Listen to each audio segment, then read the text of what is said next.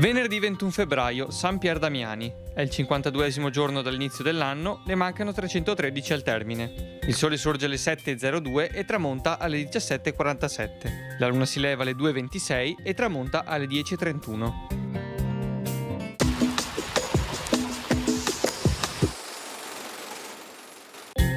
La Signoria Veneta, in segno di riconoscenza, dona a Gianfranco Gonzaga, signore di Mantova, la Casa delle Due Torri, sul Canal Grande a San Pantalon.